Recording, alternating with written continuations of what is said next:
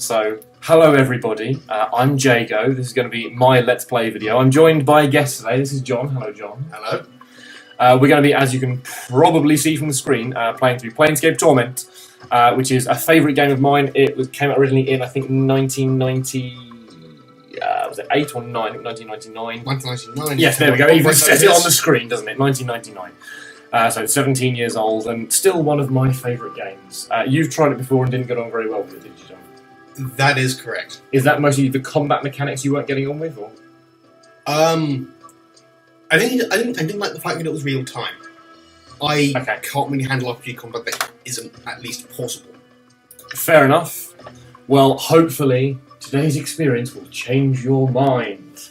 Anyway, the first thing we've got to do is we've got to build our character. So, using enormous knowledge of having played this game many times before, yes, we absolutely... You're going to min-max. To a degree. We absolutely want to stick a whole bunch of points into wisdom. Oh, no degrees with you, Richard. There are no degrees with me. It is always min-max. John and I play a lot of tabletop role-playing games, and it has been known for me to min-max a character on occasion. I think the first one was Gra, wasn't it? Which was Shadowrun. The very first tabletop game I ever played. Don't remind me of that campaign. It was a dwarf who could barely even talk, or he basically grunted, lived in a dumpster, but had an immense set of battle armour that was resistant to everything and liked hitting things with axes a lot. Anyway, the reason why we're min-maxing our wisdom is because throughout the game you regain memories, and you also gain bonus experience if you have a high enough wisdom. Now, bonus experience is kind of a lame thing in games where you have a level cap. This game doesn't have a level cap, therefore it's awesome. Right. So, wisdom and intelligence are going to be kind of key things. Also because we're going to be a mage. So, having a high intelligence typical is D&D broken mages. Well, they're not too broken, actually. It actually functions fairly well because you've got a reasonable degree of delay for casting anything but a minor spell. Any hit's going to interrupt that, and you only have a certain number of spells, but that's what mages... the meat shields, I mean, companions are for. No, I know, but you sometimes get mobbed with enemies, and you have only a certain number of companions, certainly till you get later in the game. We're also going to be bumping up our constitution a bit because we're immortal, and with a higher constitution, you regen health in real time. Right. When you get up to kind of like beyond mortal levels, it regens at a rapid rate. Right, so we're going to completely ignore dexterity and charisma because, of course, we are. And then let's bump wisdom up one more. So, no talking. No, talking is kind of intelligence and charisma. Okay. So intelligence gives us enough bonus dialogue options. Charisma is a useful thing to have in the game, but I want more points. And with higher wisdom and intelligence, we'll gain levels faster. And in this game, when you gain levels, you do also gain core stats. Yes. I'm going to try and fly through most of the dialogue reasonably quickly. This is a character called Mort. Yes.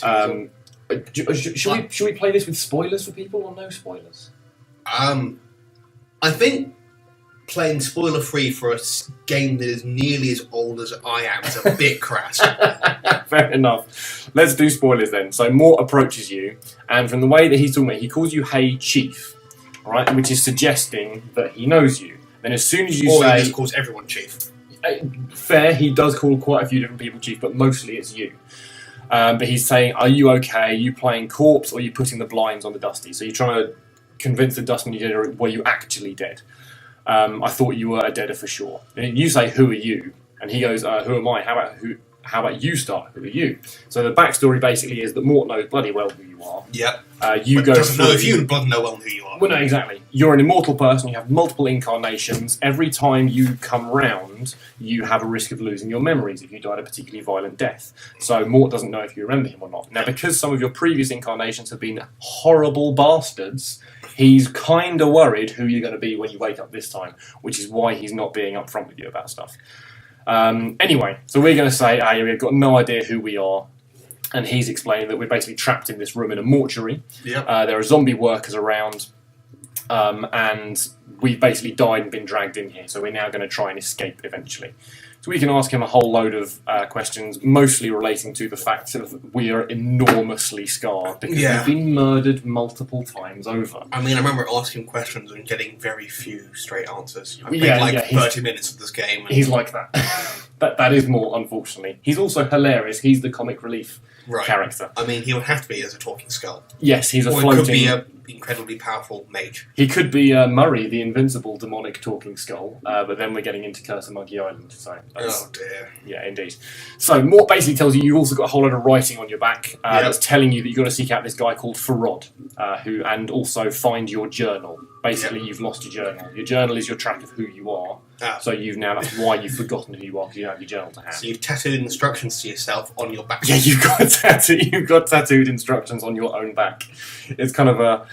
Couldn't you have done it on the arms so you could read without having to have someone else doing it for you? Well, yes. However, there are other tattoos throughout the game you get on your chest and arms. Yep. And they actually give you magical abilities. Right. So there's the enormous plot kind of trigger for, if you can't read the writing yourself, we won't realise that Mort isn't reading everything to us. Because there is a line at the end of everything that he reads that actually says, don't trust the skull. Right. That's why he's not reading it, and that's why there's a plot trigger for us not being able to actually read all that stuff. Anywho. How common are mirrors? That's conveniently not referenced within the game. Right. Or rendered. Or rendered, as the case may be. I think there probably are one or two, but yeah, they're not rendered in the game. You just they're probably at the bottom of the screen, so you can't actually see the reflection.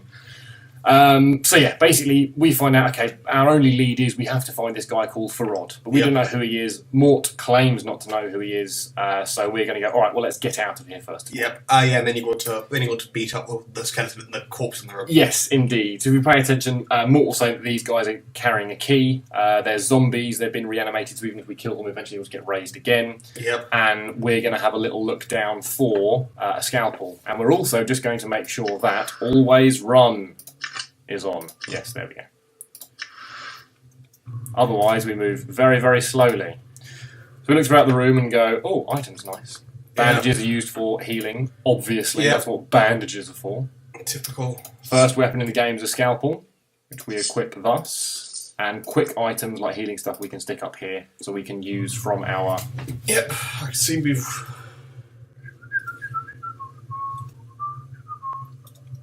So we're convincing Mort that it's in his best interest to help us attack. I think that was more threatening him from what briefly I read. Yeah, it was vaguely. It didn't look like vaguely, it looked rather directly. Well, it's only suggesting that if Mort doesn't help us, then we'll be ramming the scalpel into his skull next. I don't think that's too threatening. It's asking him for help first. But that's your little quick select menu, so if you've got different weapons, you can equip them there. When you get spells, if you're a mage, you can go onto that bit. Items like the bandages are there, and if you have special abilities, which we don't yet have, they come in there. Then you can use the dialogue bit to actually talk to your companions. Yep. So, if we go around this way, then I'm pretty sure... Can you search that table? Yeah, we can, but I'm pretty sure that that's the zombie that has the key. Alright. Not that I played this game before or anything. I couldn't possibly comment. Indeed. What tables that you wanted to search? This one here. I think it was like one of the tables is searchable or something. So we've done two of them already, which was that one up there, and then one of the tables tables where you have a corpse on. Or it may just be misremembering that you can click on them and come out. Yeah, you get little explanations of, they're currently lying there with their insides hanging on the outside. This is probably why they died.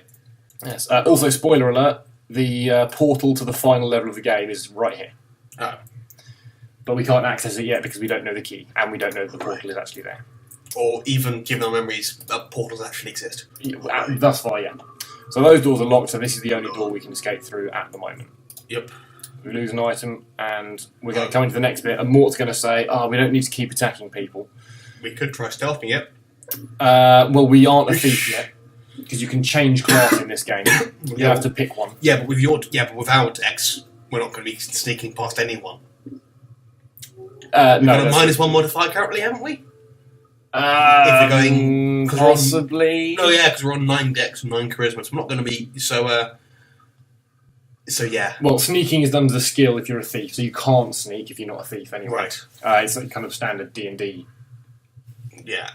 roles like that. No, you can sneak if you're not. Well, it depends on which D&D you're talking about, because there's all sorts of them. Yes, absolutely. Referencing the other Forgotten Realms games like Baldur's Gate and whatnot. Right. Updated my journal. Basically, Mort just introduced himself as a massively lecherous skull who suggests that we don't attack the female zombies because they're the only people that might be able to actually... Do what to him? How do the mechanics work? I have to know! We don't know. It's interesting that, but yeah, we don't really know how that's going to play out. Bloody 90s prudes. Tell me how the skull sex works. Hey, Mort's got a mouth. And he's got teeth. In fact, he's got teeth that are equipable. You can find different teeth to equip him with throughout the game. There's nothing as much interest in I don't think the Lady Corpses would be much interested in having a big I don't know, boar teeth sticking out of him. Hey, they might be into S&M. You don't know. Don't judge them. There is that, I guess. Indeed. So we're going to get more exposition from a character called Dahl here, who basically is a dustman who knows that the Nameless One keeps dying and waking up again, which gives us a plot reason for why people don't just recognise him and go, hang on, it's this guy again. Why don't we burn him? Which is allegedly one of the only ways you can die for real, permanently in the game. Updated my journal. So he can provide a little bit of exposition, just telling us about the fact that the Dustmen in this game worship death, basically. They want everyone to die sooner rather than later. And so this person puts a slight problem to them because this person doesn't die. Yes. However, we can... Oh, look, philosophical argument. Yes, indeed. Yeah, so we can try... Throughout various points in the game, you can try and convince people that their beliefs and opinions are holding them back and maybe don't fit with their lifestyle. And if you can convince them of what will work for their life, then you sometimes get experience from them realising they can now have a happier, more fulfilled life and all that sort of stuff. Basically, telling people that they're wrong in their own beliefs and convictions and gaining bonuses for convincing them that you are actually correct. God, it's like the internet. Yeah, except it never actually happens on the internet.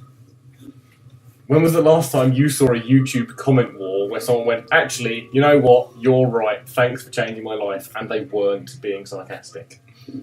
Well, I wouldn't know. Come on, dude. It's like, sarcasm's like innate. We're British, alright? We recognise sarcasm. It's difficult on the internet. It can be. There's like a special font that's used for sarcasm, and it's on by default. Yes, if essentially you need to put something in a different font if it's going to be non-sarcasm. That's the way that I view it anyway. So we're trying to get as much information from him as possible without... Updated my journal. So he says that as much as possible. That's good. When he says that, we like that. Okay. Because sometimes you have to ask specific questions in order to have... Updated my journal. There you go. Specific information. And there we go, we're going to eventually squeeze out of him some information about Farod, which is vaguely useful. You have to push quite a bit. Okay, so we've kind of covered Farod now. So Farod, we're going to be in an area called the Hive, which is a little bit of a kind of hub area, mini hub area, and Farod is on one of the areas outside that Hive. Right. Which obviously I know already. Now kill him. No, we're not going to kill Dahl. We're going to try and play this lawful good. All right. The only reason we're going to try and play it lawful good you want to be a paladin. is because there are no. You can't unfortunately be a paladin. You've only got fighter, thief, and mage in this. Yeah, I know. You've got an NPC who's a priest, but you can't be a priest. But there are some items that permanently boost your stats that you can only use if you're lawful good. Right, so it's incredibly difficult to suddenly become lawful good if you're already chaotic evil and murder hoboing everyone. This sounds like the voice of experience. Yes, very much so. I was even neutral good and I couldn't get it up to lawful good by the time I realised I needed this thing. It's horrible. Updated. So then basically what you're saying is you want to become lawful good as a matter of complete self-interest. Oh, absolutely. That's not very lawfully good. No, I know, but that's me. I'm not lawful good, but my character is. Your character judges you. Yeah, if my character was self-aware enough to break the fourth wall, then yes, that's correct. My character absolutely would.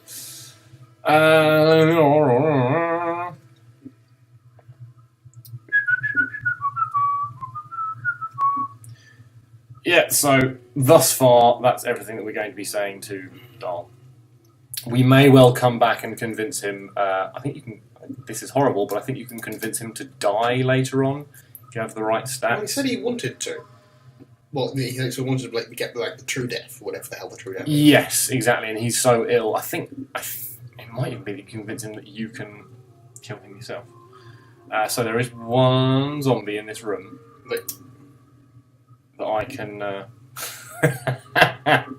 Yeah, Mort reckons that this particular corpse is flirting with him.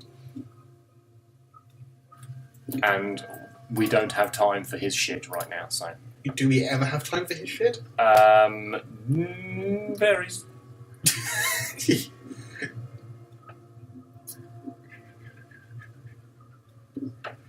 yeah, we just stole some bandages from one of the corpses. Yep. There we go, it's the note, that's what we want. Use the scalpel to cut through the stitches to pull the note out. We gained some experience. You start as a level 3 fighter. Oh, right. And you have to find specific characters that can teach you to be a mage or a thief. But once you've learned them, if you've got party members who have various skills, they can then switch you between them whenever you like through dialogue, which is kind of nice. So we've just stolen a note from that corpse, which we can now read. It says, foul-smelling note. Retrieved from the mouth of one of the mortuary zombies. Basically, it's one saying that people, when they're alive, sign these contracts with the dustmen so that when they die, they'll become zombies as workers. They get money for it. Yep. And this guy has basically decided, no, he doesn't want to be a zombie. He doesn't want to be raised. Right. Sucks to be him. It's already happened. Nothing we can do about that. Unless you buy him. Yes, indeed. However... we unfortunately can't burn him through dialogue, but what we can do is we can use this particular item to gain some items for ourselves. I've got to try and remember what the order is here.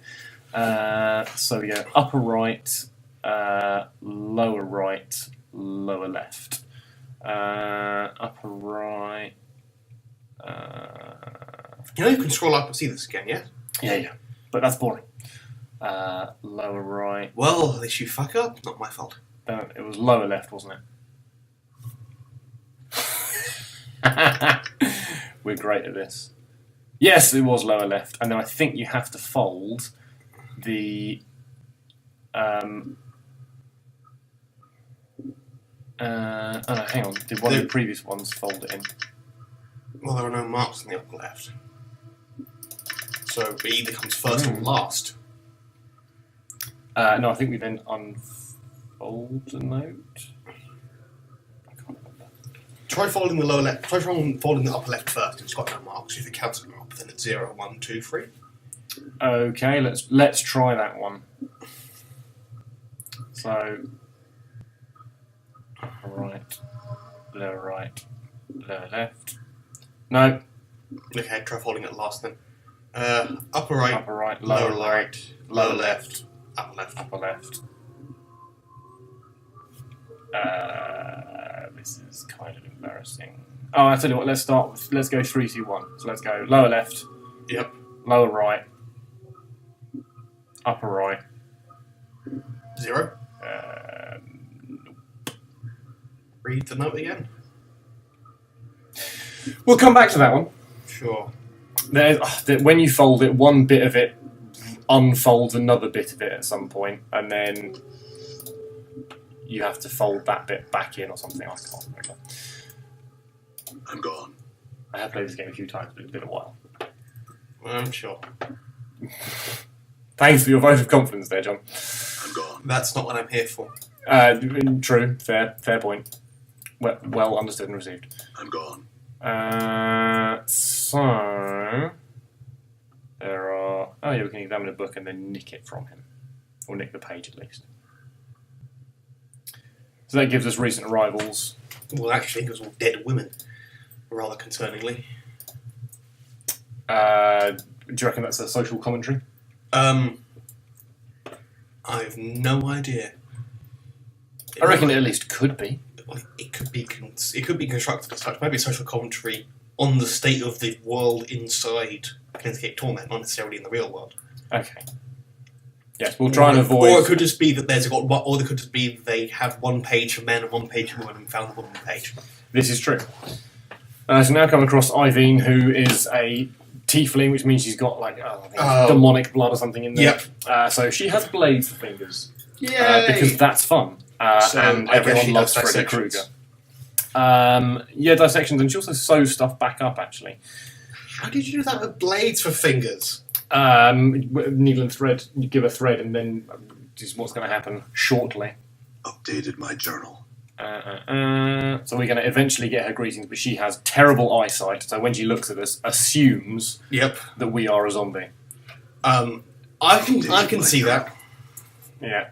So essentially, she has sent us to go and get some needle and thread and some embalming fluid, which is stuff that we can find on this floor somewhere. I think one of these zombies has got some needle and thread. Don't you get dizzy with your eyeballs facing like that? Love it. Classic Bants. No, not the pants. Examine the stitches. Cut the stitches with your scalpel, then pull out the needle and thread. There we go. So we've now just gained some needle and thread. Yeah, And he has two different designations. We've got one designation hidden under another designation that we've just removed. We're going to try... Okay, I think you're trying to be lawful good. I think it should be number 2 rather than number 1. Try and help the court. The same thing happens. We try and steady it, and it falls over and absolutely smashes to pieces. And we manage to get an arm club. Left arm number 985 is our new favourite weapon. Just what I always wanted for Christmas. Right. Yeah, left arm number 985. Yeah, what's not to love? I'll put that on my Christmas wish list. But And when my family question it, then I'll. But I mean, personally, I think the number 970 was really the finest example. Why 970? It's just got the perfect form. You know the rot, the snapping. It's just nothing like it. Well, Completely incredibly clean break, completely perfectly preserved shoulder joint. we get another one because we get our own arm later on. Oh. Which I think is a magical weapon, whereas that one's just a I don't know. Anyway, we come across zombie worker number 821, and we're going to try and have a little conversation. Oh. To which we actually get the response of blinking going, huh? What? So essentially, this zombie worker is in disguise as a zombie worker, not an actual zombie worker. We can call them out and go, "You're not a zombie. Who are you?" It turns out basically they're an anarchist, which is one of the more difficult guilds to become a member of throughout the game. You have to play very specifically to become a member of the anarchists, whereas most of the other guilds, you can walk up and go, "You alright, can I become a member of your faction, please?" They go, "Yeah, that's fine, have this special ability." Here's the card. Yeah, here's the card.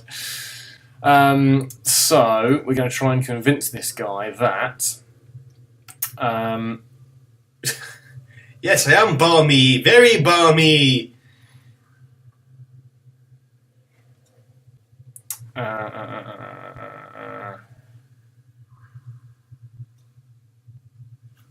Right, so we eventually find out after a bit of threatening that he's a spy. Yes. I read Spies in the Based. There we go, and we get anarchist from more. Updated my journal. So they want to... That seems like a noble pursuit, burning everything down because it's always corrupt. Well... Whereas we're going to go with the I can see contradictory. Well, we want to be lawful good, so we're not going to go, yes, that seems good. Lawful good can also mean following your own moral laws and code, not necessarily the established laws of the land. The law is not morality. Oh yes, I'm also here for proselytising for the anarchist cause. Also the, no, I'm more a syndicalist, I think. Yes, enjoy your cutting political commentary as well. So this is where we find... Thanks. This is where we find out about portals. Yeah. So...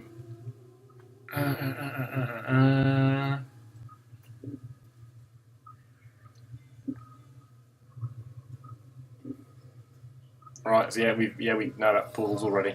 But he's now telling us how to get out of this place rather than going out the front door. Because going out the front door is a little bit more complicated. The first time you try to escape the mortuary, because you've got to get it opened. But if you've got the portal and the right key for it, then it's easy peasy.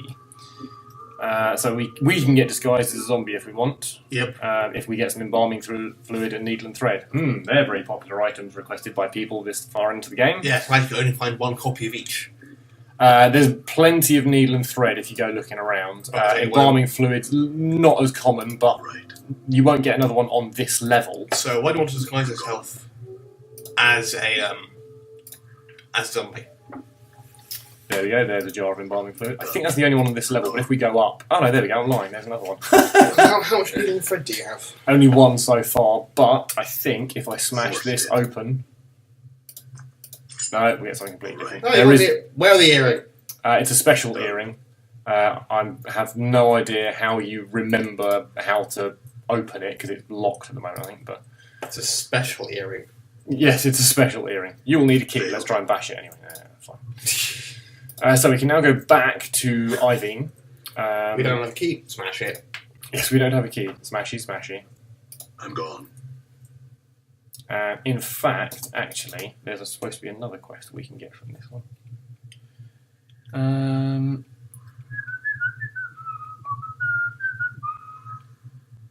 Look, just start at 6 and work your way up. Updated my journal. So yeah, we find that Farod is someone who's supplying the dustmen with corpses, and they don't know where all of these corpses are coming from. Right. And that's something that the quest that the dustmen are going to give me as well. Well, I imagine it's not just like oh yeah, I just made these corpses yesterday. It's probably been like, oh yeah, I'm killing people. Yeah, I think I may have over-threatened him, because there is another quest you can get from him, which is getting a key from Iveen. Oh well, bye. Let's go and get our hit points permanently increased by 1. Such value, much increase. Yeah, you know. If we watch the motion of our hands, then we swim into a memory of us cracking a skeleton's skull open. No, cracking a skeleton's chest open, I think, sorry. And storing some items in there. And this is a skeleton that we can find upstairs in just a moment. Number 42. Yep. Updated my journal. So we then give her the embalming fluid and thread, and then we wait, and we continue to wait, and we play zombie. So that eventually she then starts to stitch my chest back up together, Updated my which journal. permanently increases our max HP by 1. Even at level 3, that's not that good. I Yeah, mean, I know. At level 1, it's like, oh, life and death difference. At level 3, it's... I mean, actually, it could be life and death difference. Right. I still remember Yeah. dying by 2 fucking hit points. But it happens, doesn't it? Don't remind me. I'm sorry I didn't heal you. I've since promised to heal you, and if we do get back to that game, that character's been resurrected anyway, Yes. with additional plot fun. Yes, yes, but I didn't want the plot fun.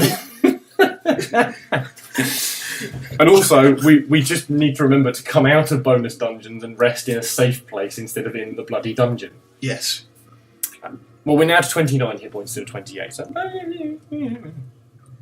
could be vaguely helpful. More than my character had. Yeah, That's because my rolls are fucking terrible. more than I think all of our My characters HP rolls are always rubbish. have. Mine were all right, I think. They weren't great, but they were all right. Yeah. So I was playing a tank character. Yes. Faith-powered battleship for the win. Battle Cruiser, come on. Battle Cruiser. Okay, faith-powered battle cruiser for the well. By the time I hit level 5, I was faith-powered battle cruiser.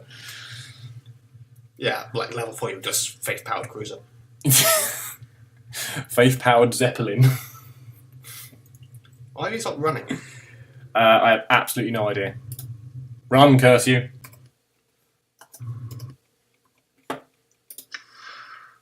I must have accidentally turned it off whilst attempting to get the statistics screen open. Done. Right, so now on the top floor, we're going to come across a whole bunch of dustmen. Yep. And we're going to say, Done. wait, you there, hold. And we're going to go, oh, for fuck's sake. All Because right. if they end up actually talking to us, Yep. we're going to... we Kill need them? junk as well. No, because if we kill them, everything becomes hostile, Yeah. and we lose the ability to Right. interact with zombies, I'm gone. Okay. which we want. Zombies and skeletons, because there are various items and whatnot. I think there's one over here. I think we've got to. Yep. Why the smock?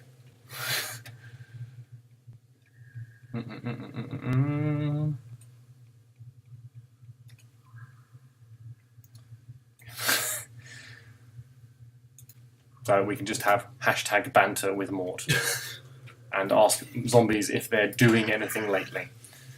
And this one, however, we have to examine the fanged circle, and I think... Updated that my matches journal. the earring, there we go. Yep.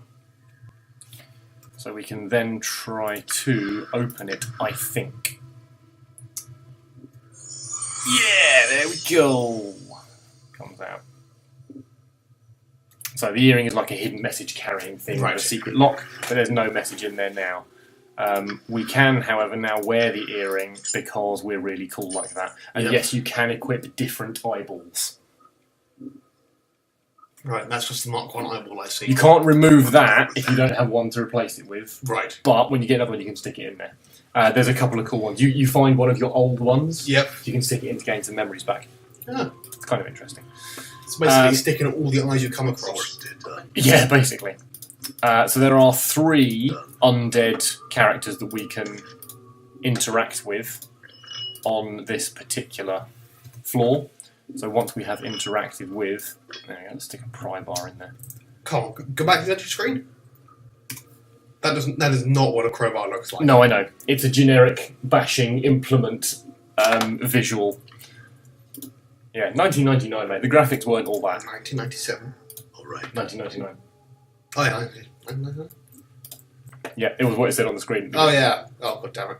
I'm gone. Don't worry, you've already commented on how talk terrible to the you are. No, because this dustman over here has just said, "You there, hold," so we now have to run away and go, "No, I'm going somewhere else." And hang on, I think I want to speak to that one. Yes, that's the course we had the memory about. So then we can cross our arms over our chest, in which case it does the same thing. Then we can reach into the rib cage, feel around in the Hermione Granger handbag style void that is in the middle of its chest, and then pull a bunch of items out, which unfortunately collapses the skeleton, but we don't really care about that. And Hashtag lawful good. It's probably fine. I am convinced. All right. Yeah, well, hang on. We're still true neutral so far. All right. We'll have to see. The question is, can you change race and gender in this game, or are you stuck as human male forever? You're stuck as human male forever. So you are. Yes, unfortunately. So why does it even bother listing them? Because other NPCs in your party aren't. Right. So it's just information about them.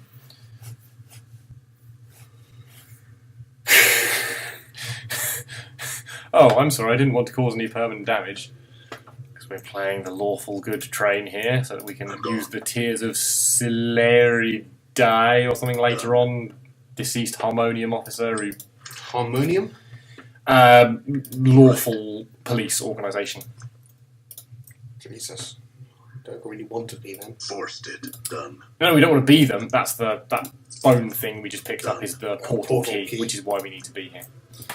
Lovely. So now that we have been up here... I haven't talked with other zombies. All right. There are no other zombies of useful dialogue. There are Right. only 2 skeletons and 1 zombie on this level. Right. Not that I briefly looked it up in a walkthrough beforehand to make sure I wasn't going to spend too much time. Failed. Okay, hang on. Does that mean Wasn't there a doorway over there? Not a doorway, I mean, Can we open that one? Oh, crud. Pretty sure I'm supposed to have picked up a key by this point. Hashtag whoops. oh god, have Jago's been there since Teal's failed him? Maybe. It's definitely in either this bottom bit or the top bit. I can't remember which one. No, it's not there. No, it's not there. No, it's not there. Talk to the No, zombie. it's not there. I've already talked to all those zombies. Oh, those ones. Oh, yes. I just saw the one of them, thought it was a different one. I just saw one. Thought it was a different one. I'm gone. One. Yeah, because they all look the same. I think there are a couple of different skins of them, but yes, broadly speaking, they don't look particularly unique. Oh, is it over here? No, but more needle and thread. Epic win. Huzzah! All right. Done. All right.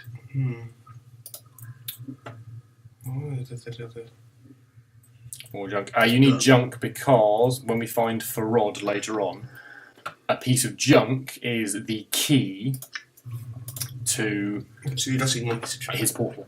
You just need one piece of junk. You don't need Yeah, several. you just need one, but you need it to get into the portal. And if you've only got one piece of junk, then once you go through the portal, You're stuck there. you're done. So the trick is use your piece of junk and then run through to drop the piece of junk by the portal, and then go through the portal. Right. But you need one on each side. You need one piece of junk on each side, and just leave it on the floor, and then the portal will always be open. That is like a security risk. Yeah, pretty much. This is thoroughly embarrassing. I've completely forgotten where the key to progress further through the level is. Just whack people over the head until they tell you. Yeah, but then I want to disable all of the skeletons on the first floor. Because they're massive skeletons and they give you enormous levels of experience if you manage to get in there. However, if we eventually get accosted by one of these dustmen, we will end up just murder, death, killing everything. There it is, got the key. Murder, death, killing. Yes. Right. Well, murder, death, killing, murder, hoboing. I'm not Kyle, so I'm not supposed to say murder, hoboing. Whatever you mean. Is Carl got a monopoly in murder hoboing? He's the only person I've ever really popularly found using the phrase specifically murder hoboing. I'd always murder, death, kill things. Done. Okay, so... Well, murder hoboing, you don't murder hobo someone when you kill them. Murder hoboing is sort of like a state of being. Oh, okay. So murder, death, kill is the verb, and murder, hobo is the noun. Done. No, well, when you kill someone, you don't murder hobo them. Murder hobo is just sort of like a lifestyle. Yeah, so that's who you are, so that's the noun. That's the I am a murder hobo. Yeah, and then murder hobos will probably murder, death, kill lots of people. There we go, there's Dinara. So Dinara is your dead love interest, who you of course don't remember, and she's a bit annoyed at you. Have you come What, for dying? Yeah, because it's your fault she died, just like it's your fault that everyone else you're ever around died. Oh, you haven't heard the best of it yet. We're going to meet a character in a moment who one of your previous incarnations manages to get this guy to swear like a life debt to him because you managed to save his life. And he's an incredibly honourable type of character. Yes. And you know this. You get him to swear a life debt before he realises that you can't die. Right. And then every version of your incarnation can ask him for help and he can't. Honourably refuse. Exactly. So we're now going to talk to Dinara, who basically is massively... Everyone is fucking vague around here. Jesus Christ. Well, yeah, because otherwise they give away too much plot. This is the first beginnings of... There we are. I've just remembered how to raise others from the dead. Oh. Handy. You only got a certain number of uses of it per day. Come on, necromancy. I've never seen what's wrong with necromancy, I'm going to be honest. Well, I think it's just the fact that most necromancers use necromancy for evil means. I think the necromancy is inherently evil, but it still seems... But it's not inherently evil, but it's inherently dark, and people tend to associate why is it inherently dark, with though? Well, stuff to do with death, it's black magic. That's dark magic. They're the same thing. Dark doesn't mean evil, but most people have that preconception. I think we're here to stop this societal backlash against use of dark magic. Yeah. Yeah. Well, the fact that it was written as dark magic is lazy. Yeah. Let's just see if we can get any more information out of Dinara. Oh, there we go. We got some vague experience points out of her. And hopefully, when I finish this dialogue, the nameless one is going to say, I feel stronger. Is that what he bloody says when he levels up? Yeah.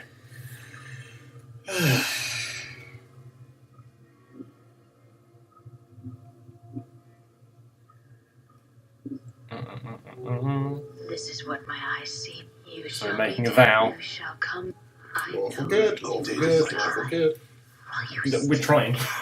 It's really hard. you must come to a close, my love. I Now shall people wait for wonder you why the in paladin this class has house, so my many love. restrictions. And it turns out that basically no one else can see Dinara, it's only us that can see it. Right. Oh, we didn't say I feel stronger. Oh, we're going to say I feel stronger in 124 experience point time. Yes. Which handily, I'm gone. we should be able to absolutely smash to pieces with these giant skeletons. So this is one of the first instances of one of the things I really like about this game, which is where rather than having to fight stuff, you can, if you have the right stuff, defeat it through dialogue. So, if we examine the skeleton carefully, and examine the armour, and study the symbols, we can work out that there's an enchantment. And it's possible that... hang on, I might need to actually read the book before. I think I've got it in here somewhere, haven't I? Oh, crud, I haven't even got it. It's because it's on the zombie at the beginning of this bit of the level that I've completely ignored so far, because the dustman was chasing me. There's a zombie carrying a book called the Tome of Fire and Ash, Bone and Ash, something like that. And yeah, we don't really... You can speak to this guy, because he's got a name. Right, so it's like if the dustmen catch up with you, what happens? They will attack me, as will the giant skeletons. I'm gone. Done. And then I can't disable the giant skeletons and get massive XP. Right. The giant skeletons at this level will absolutely murder me. Right. There's no way I can take them on at this particular level. There we go. Carry anymore, so I had to drop it. Apparently I couldn't carry anymore because I haven't put my clock charms in the same place. Poor inventory management. Yeah, I know. It kind of gets that way pretty quickly in this game, to be honest with you.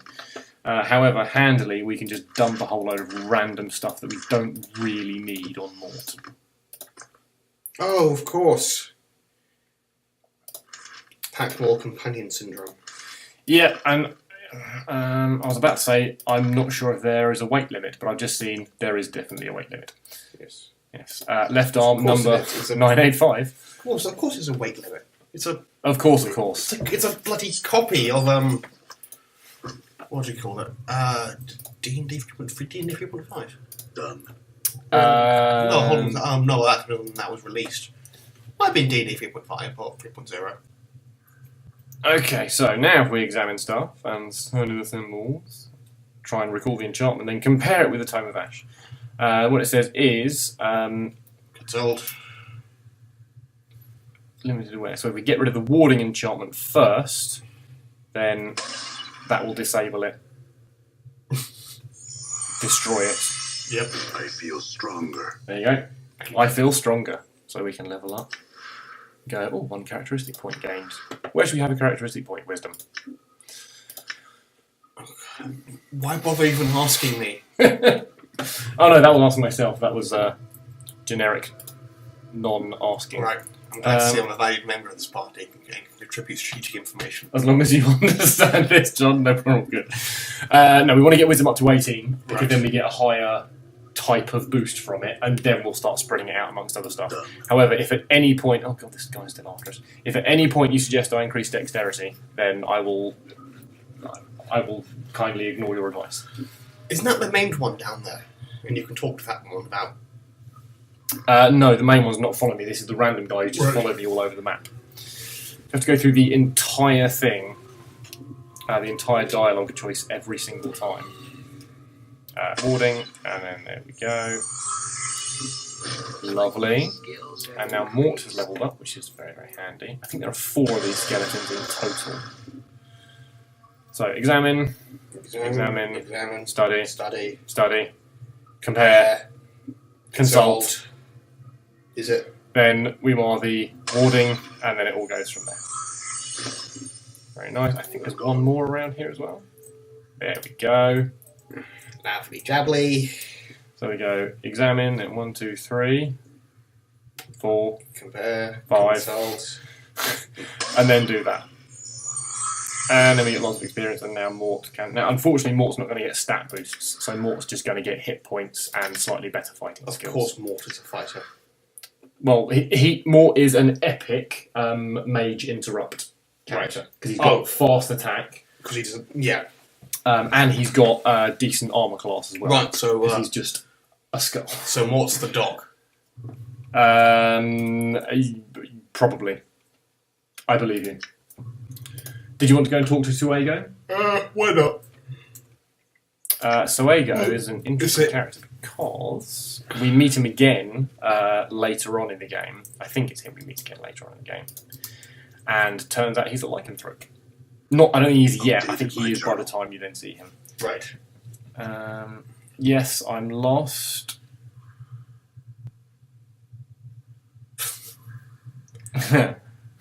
Whoops. Misspoke. For an internment. I was here for an internment. That's what we're going to go with.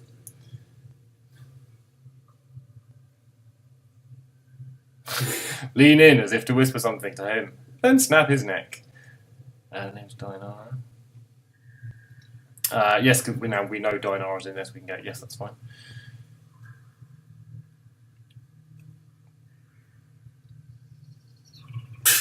Can you let me go now? Yes. And then we gain experience. But what we're going to do is he's going to come and unlock that door. You want to go out for the portal? If possible, yes. Because when you go out through the portal, you get into a room that I think is locked. Otherwise, there's a few items you can grab from there. Those fat loot. Yes, indeed. Thank you, so there you go. I will leave now. Through a portal.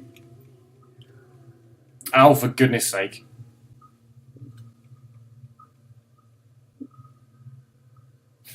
Run. It doesn't matter that they're all hostile now because the skeletons are all dead and all I need to do is lead through a portal that appears right here. So that only appears if you've got that crooked fingerbone charm. And then we have this nice little cinematic of a bunch of shadows appearing where my body was. And go, what descending on it and going, oh. Again! Dagnabbit. And then we have a pile of money and a note that I think is supposed to be for the guy dressed up as a zombie that we saw, Vaxis.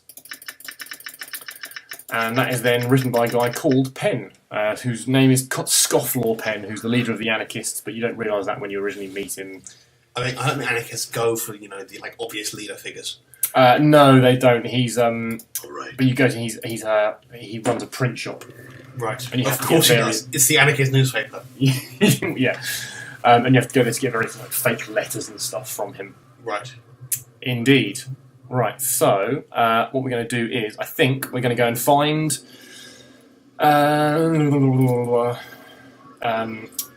Dakon, Alright. who is down here.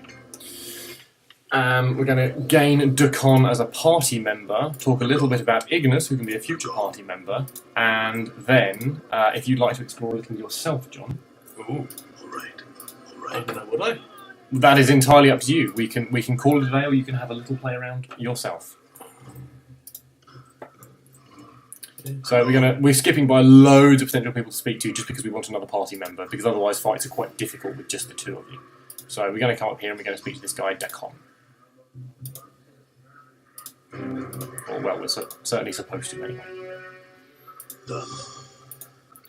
Planescape occasionally does this really annoying thing where it disables the dialogue for people, and you might have to... Smouldering Corpse Bar. Yeah. Yes, What a lovely fucking society you've got around here. That's the Smouldering Corpse there. The Smouldering Corpse is a guy called Ignis, who can, once you are able to release him, become a party member. Yep. I think he's chaotic evil. He's a pyromancer, and he just loves burning stuff. Including by the looks of it himself. Well, he was in love with fire, and what happened was, I think a group of other mages then opened up a portal to the plane of fire through him. Oh, right. So he's now constantly burning in agony, but kind of loving it at the same time. And the owner of this bar is his love interest. Yep. And that's why he's kind of stuck there. So she's built the bar around him so she can remain close to him. Right. And that's where the name comes from. And what do you reckon the first thing he does is when you release him from this kind of portal trap? Set his love interest on fire? Absolutely. I like where your head's at, that you're so in tune with this character, John. Yeah, he just rushes straight up to her before even talking to you and just grabs her and immolates her completely. Right. Because that's the sort of guy that he is. How did he get a love interest? Before this portal to the plane of fire was opened up through him. Right. She was just in love with him before he became a complete bag of dicks. Right, okay. Bag of dicks is a phrase I've been using a lot lately, mostly in reference to Joffrey Baratheon, as I've been watching through Game of Thrones. Actually, I mean, I guess, being set on fire forever and ever and ever would turn pretty much practically anyone to a bag of dicks. Yes, but the brilliant thing is, it turns out later that he became such a competent mage because one of your previous incarnations was an evil mage that taught him to be an evil mage. If you do all the right dialogue and whatnot. Yeah. Anyway, so we're meeting this guy called Dakon, and it makes quite a point of telling you that he is old. Yep.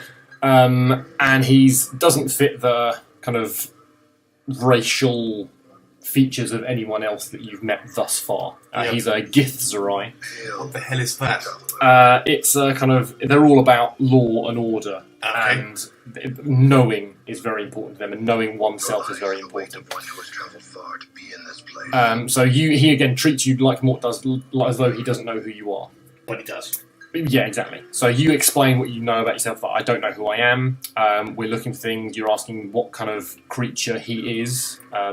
Fucking hell! Yeah. Yeah. What are you? A Katazi? Like, what is Katazi? One of people? What's one of people? A Katazi? Fuck off! So basically, you're explaining that you don't know who these people are. Yep. And he then manipulates his sword. His sword is made of liquid, basically. Yep. Like he shapes it with his thoughts. Yep. And the more in tune he is, the more, as he levels up, his sword gets better and better, basically. Right. Which is a pretty awesome weapon. Yeah. And there's a version of that sword that you can buy in Baldur's Gate 2 if you've got one of the minor update mods for... It's in the official release, but you get a little mod for different merchants, and you can buy Dakon's Zerthblade. And it's the only mage enhancing katana in the game. Yep. So when you start Baldur's Gate 2 as a Kensai, specialising in dual-wielding katanas, and then dual your class to mage, and then get high enough that you unlock all of your Kensai skills, you can become a mage with a slightly enhanced armour class, with all of your mage spells, who is absolutely deadly in close combat with dual katanas. The Infinity +1 swords, well, not the Infinity +1 swords, that would be the Casimir, but the +1 sword generic of choice. Right. Just invoking the trope, katanas are just better. Which, of course, they aren't. However, if you used decent steel and Japanese forging methods, they would be just better. Well, that's because Japanese forging methods are designed to try and make decent steel out of crab steel. You know, exactly. A sword that won't just shatter on contact from steel that otherwise would. I mean, with traditional katana, you've got to use very particular martial forms of it, because if you use it the wrong way, it will shatter. Yes, absolutely. And by the way, that character sounds exactly like what you would do in Baldur's Gate 2. Of course, that's what I do in Baldur's Gate 2. I either do a Ken Sage or a Ken Thief. Because if you do Ken Sage and then duel to Thief, the whole point about Ken Sage is they can't wear armour. Yep.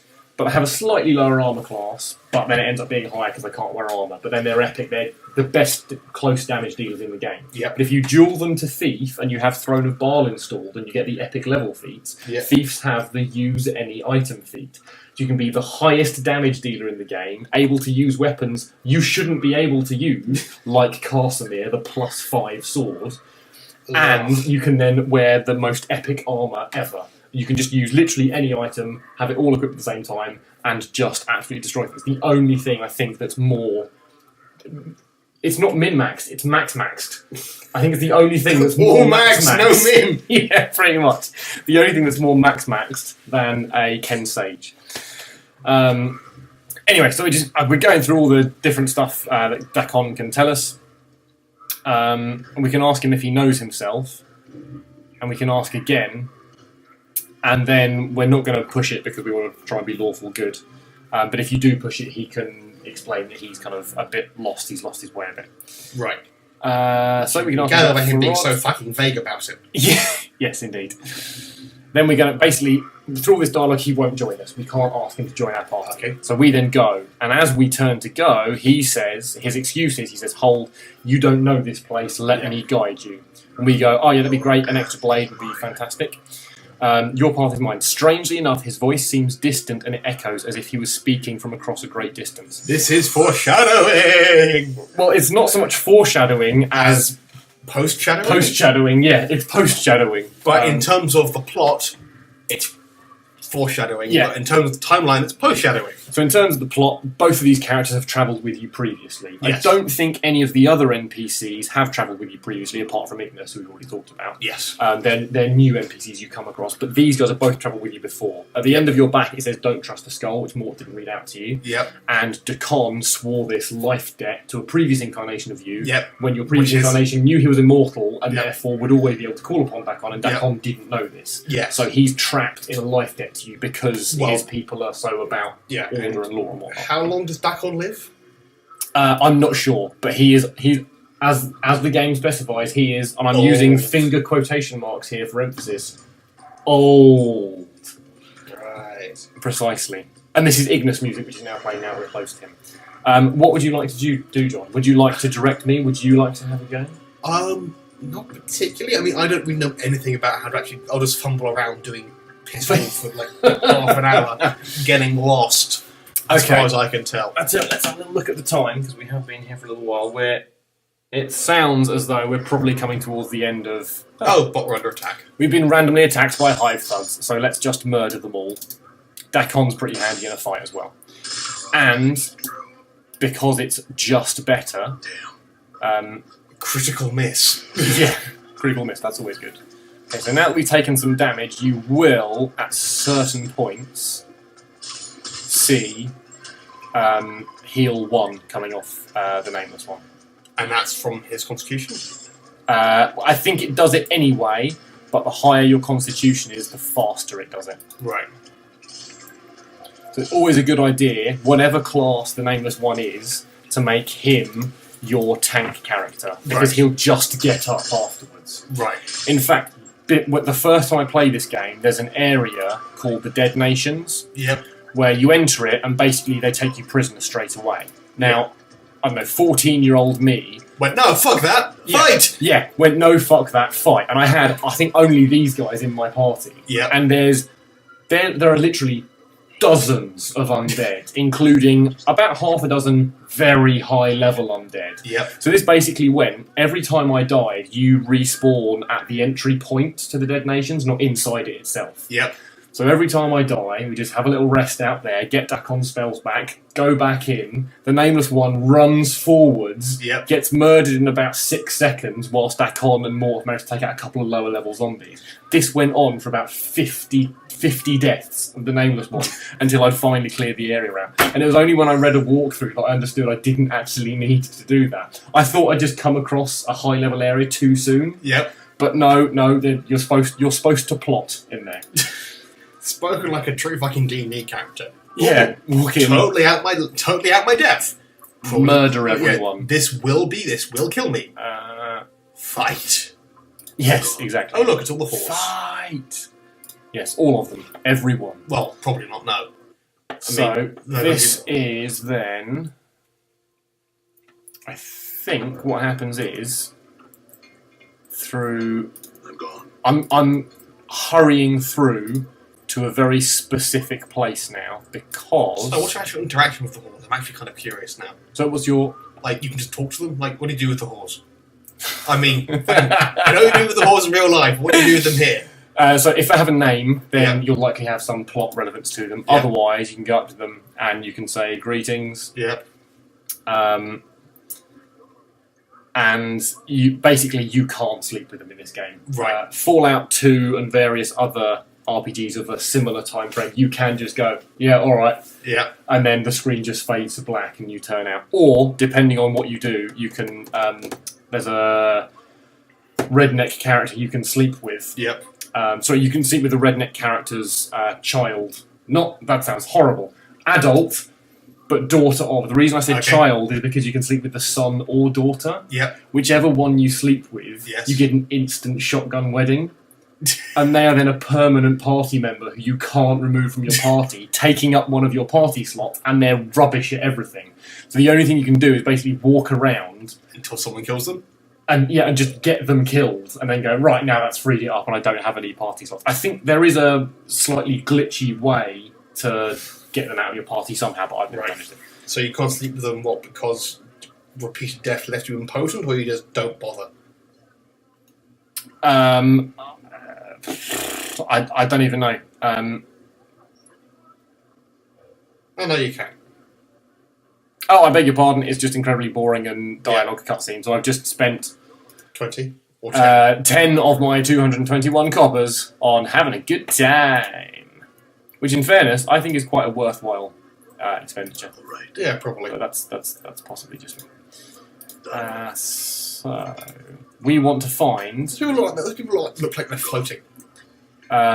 Abishai there, they're pretty cool. No, oh yeah, that like some sort of demon thing. Yeah, no, yeah, the other guy, I forgot what his name is. Yes, they float.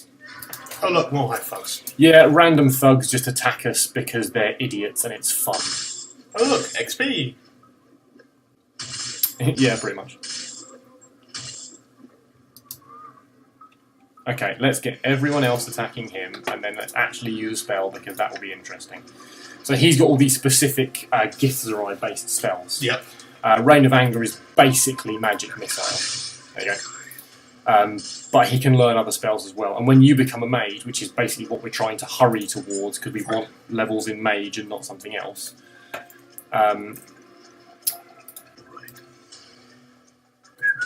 when you get levels in mage, he can then start to teach you spells if your wisdom and or intelligence are high enough. Which, of course, they are, because... they won't be for all of the spells. Yeah. But yeah, we'll get them high enough. That's what levelling up is for. That's what levelling up, and that's what choosing wisdom first is for. Well, that's one of the things it's for. Okay, so we're going to pop into this hut here.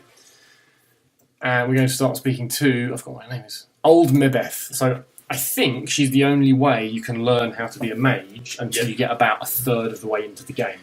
So if you miss her and if you miss this bit, it's kind of rubbish. Right. So, because I don't really know who I am, and ask her who she is. She's a midwife. Yep. She does cures. Basically, she's a mage, but she doesn't tell you that yet.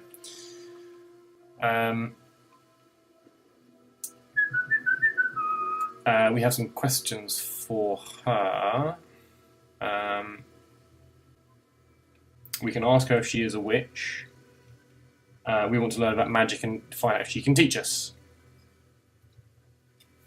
I don't agree. I'm sure you think you have a lot to teach. Yeah. Because I may need it to solve the mystery of who I am. Let's go with that. That sounds kind of lawful goodish. I guess. Well, I want power doesn't sound lawful goodish, does it? No, and because I'm curious, it doesn't really sound that lawful good. No, so yeah, we'll go with that. So anyway, basically, you need to do some things for her. Yep. So she tells you that you've got to run some tasks for her. She gives you this black seed and says, show it to one of the fruit merchants, they'll know what herbs you need. Okay. So we go, okay, that's fine, we'll go and do that. And we've recently been to where the marketplace was, which was just the next area, handily. It's almost like you planned it or something. I can't remember what you do with it, but you get to... Oh no, it was this bit, sorry, it's the southwestern portion, I think. So why do the halls call you Cutter? Oh, that's just Cutter and Basher are just kind of like standard, generic man, fighter, folk, hivey person. Okay. Yeah, they're just generic names. It's not a specific thing for you. Like Mort refers to both of you as a couple of Bashers. Right, let's see. Who do I need to speak to? That one. He's yelling about spices. Excellent. Okay, where can I find the person? Updated my journal.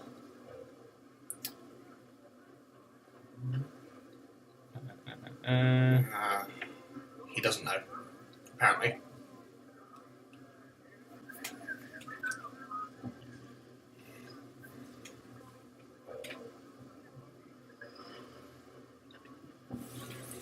Want to get some water? Go for it.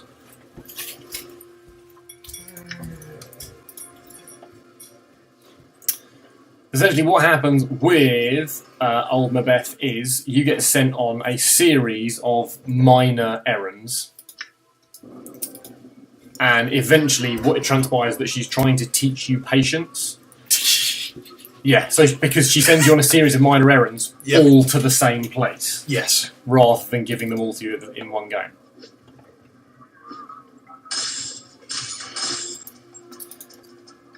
Yeah, it's always just fun to just stop and murder some hive thugs. That seems like a thoroughly lawful good thing to do.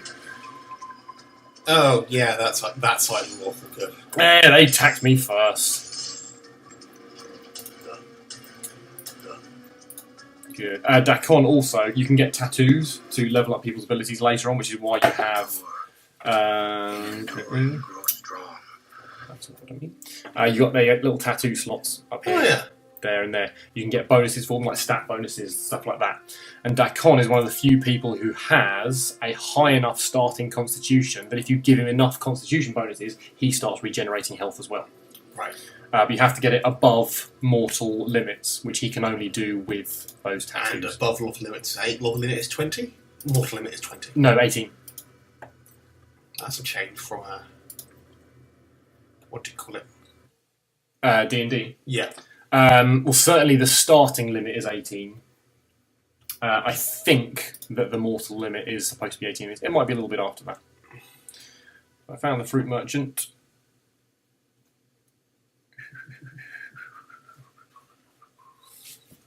So we ask him, what should be done? Look for gardener, I suppose. Where shall I look for gardener?